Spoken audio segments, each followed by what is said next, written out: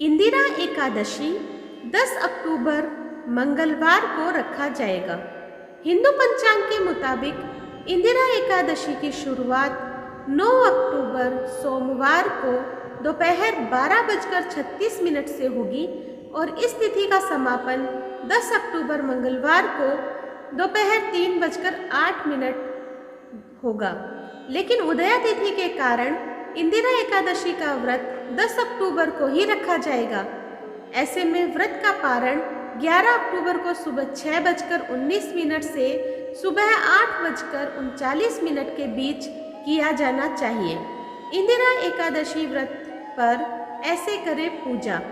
सुबह जल्दी उठकर घर की सफाई के बाद स्नान करें और व्रत का संकल्प लें। घर में पूजा पाठ करें और नदी में पितरों का विधि विधान के साथ तर्पण करें। श्राद्ध कर्म के बाद ब्राह्मण भोज कराएं और बाद में खुद भोजन करें।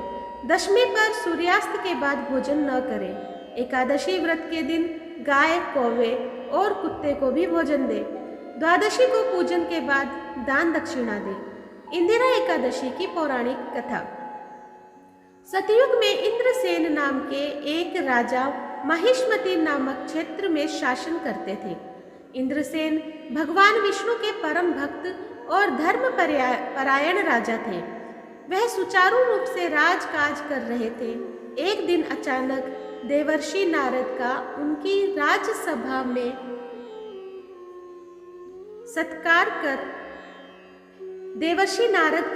राजसभा में आगमन हुआ। राजा ने देवर्षि नारद का स्वागत सत्कार कर उनके आगमन का कारण पूछा। देवर्षि नारद जी ने बताया कि कुछ दिन पूर्व वो यमलोक गए थे। वहां पर उनकी भेंट राजा इंद्रसेन के पिता से हुई। राजन, आपके पिता ने आपके लिए संदेश भेजा है। उन्होंने कहा कि जीवन काल में एकादशी का व्रत भंग हो जाने के कारण उन्हें अभी तक मुक्ति नहीं मिली है और उन्हें यमलोक में ही रहना पड़ रहा है। मेरे पुत्र और संतान से कहिएगा कि यदि वो आश्विन कृष्ण पक्ष की एकादशी का व्रत रखे तो उसके भाग से मुझे मुक्ति मिल जाएगी। नारद मुनि की बात सुनकर राजा इंद्रसेन ने व्रत का विधान पूछा और व्रत करने का संकल्प लिया। राजा ने पितृपक्ष की एकादशी तिथि पर विधि पूर्वक व्रत का पालन किया। पितरों के निमित्त मौन रहकर ब्राह्मण भोज और गोदान किया।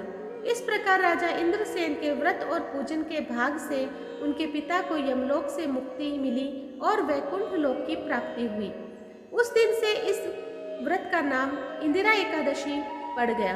पितृपक्ष में पड़ने वाले इस इंदिरा एकादशी के व्रत से पितरों को अधोगति से मुक्ति मिलती है और उनका आपको आशीर्वाद भी मिलता है।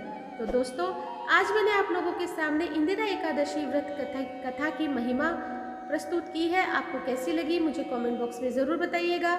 जो लोग मेरे चैनल पे नए हैं प्लीज़ सब्सक्राइब कर दीजिए, लाइक कीजिए और शेयर कीजिए अपने दोस्तों और परिवार में, और इसी तरह मेरा सहयोग करते रहें। धन्यवाद।